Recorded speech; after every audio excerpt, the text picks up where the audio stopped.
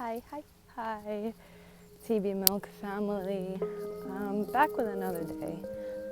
Today, I know I was supposed to be talking about meditation, and I'll get into it a little bit because meditation is very important to be able to keep your mind clear. And when you first go to meditate, what's going to happen is you're going to be having all these thoughts going through your mind. But you don't want to reject these thoughts. You want to understand that you are having these thoughts in the first place because you're being aware of the patterns that keep you in this cycle that you are unconscious of in the first place. And you're going to be thinking to yourself, well, am I doing this right? You're going to be hearing a noise and want to open your eyes to check it. You might open your eyes and check it. And you're going to be thinking like, shoot, I'm not doing this right again. I'm not doing this right again. And you're going to notice that certain things, certain patterns, certain triggers will continue to happen to keep making you think that you are not doing in the moment what is right. And this is how we rid of this process in the first place, by being aware of the triggers and patterns and cycles that we are experiencing on an unconscious level. Now, how do we make it conscious so that we can shift what is happening in our subconscious mind? Well, we do this by practice of meditation. When a thought comes in, when a feeling comes in, when a sound comes in, a distraction in the background, whatever the case may be, a distraction, whatever it is, you let it be there. You're aware of its presence, but you do not attach to it by thinking of another thought or doing something to act upon that which is occurring in that moment. You are just aware of it, and then you watch it pass. It's just like when you're looking at the clouds on a beautiful day, and you're watching the clouds come into awareness, and they may look like one thing, and then they fade away, look like something else, and then they're completely out of view and something new comes in. The longer we practice meditating, the more those thoughts will lose power in our mind, causing a clear mind to take play, causing your clear mind to be more powerful than the patterns and triggers and consistent thoughts that are used to coming in, and you allowing to be there by giving them energy. Again, you allow them to come in, you allow them to be there, and you watch them pass. And this is how you take your energy back from those thoughts. Now, something else I wanted to talk about was this practice works the same in everyday life. A lot of people think that meditation is sitting down, laying down, not moving and focusing. Yes, that is a perfect way to start so that you can build the habit, so you can build that mental muscle. But you can be meditating all day long, right? So no matter what you're experiencing, you can watch things come into your experience, whether it's people, whether it's the thoughts you're having in the moment, whether it's a situation, circumstance. You can watch them, not get attached to them, and watch them fade away and fly by, right?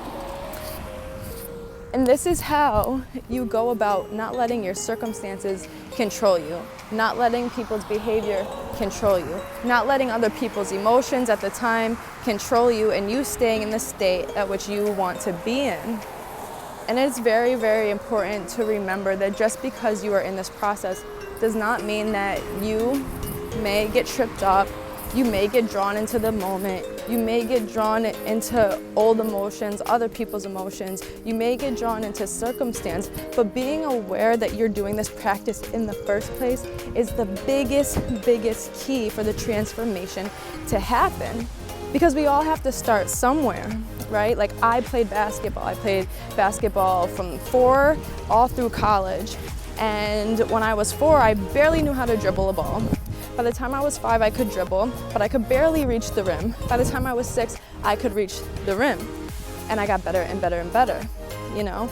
Once I started playing on the school basketball team and we had to learn how to take a left-hand layup, yes, it was hard. Yes, I missed. Yes, some of those layups looked absolutely crazy, but I wasn't gonna stop because I knew what my target goal was. It was to get that left-hand layup.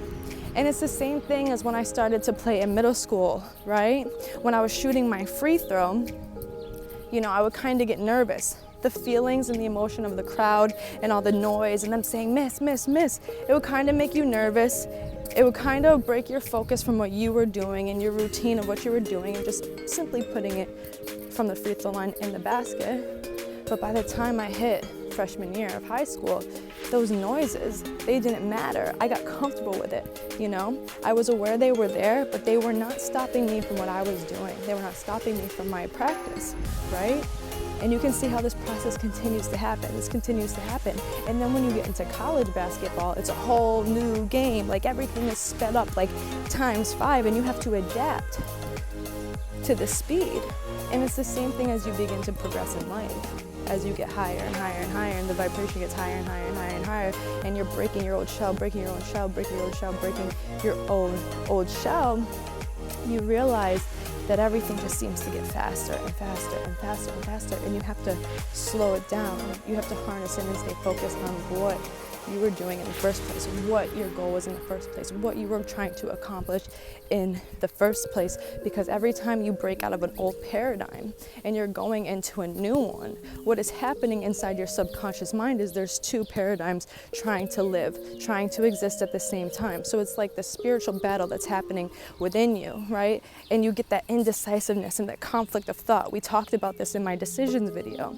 You get that conflict of thought, and that conflict of thought can either drag you down and bring you back to where you were and not believing that you'll ever get to the new place that you want to go, or it will empower you because you understand that this is the very process that must take place. This is the very experience that must take place so that you can shift in the first place. And once you become aware, right, when you make a new decision to go somewhere else, when you make that goal, when you write it down on a goal card, we talked about this in the goal card video too, when you write it down on a goal card and you bring what is only in a vibrational form into the tangible into the physical, and then right after that you start to realize that you're working towards something for a little bit, you know, your confidence is up because your goals are matching where you want to go, and then your actions matching the goals, and then the results start to happen. But then a process can happen where the results may not be happening as fast as you want, or in exactly the unfolding that you assume that they would in the first place. So this is the moment for conflict. This is what you want to look for. This is the moment you want to get excited for, because the moment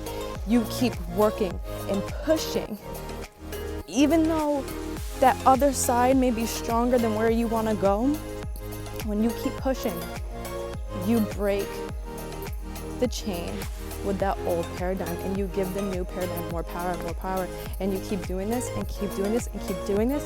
Eventually, that vibration, that new form that you're thinking at must come and make itself experienceable through and to you.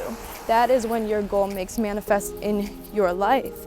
And it takes time, it does, it takes persistence and dedication, because normally we've been operating at that other paradigm for so long that there's a lot of things that we have to break down, and we have to keep faith in those moments. You faith it forward. And when you do that, and when that becomes your natural behavior, shifting and experiencing new things will happen easier and easier and easier. You know, Earl Nightingale even said it. Have you ever noticed somebody who has experienced a lot of failure continues to experience a lot of failure, when somebody who's experiencing success continues to experience a lot of success? Because once you switch from that failure and lack point of view and that I can't, or that worriedness and not being able to make confident decisions, once you switch from that over to abundance and success and knowing and believing in yourself and having self-confidence and having faith no matter what, you produce from this frequency. Guys, you are beautiful. And I'm so proud of you for even being here, for listening through this whole video. You know, 9 minutes is long. I got it. You know, especially because our attention spans get so short.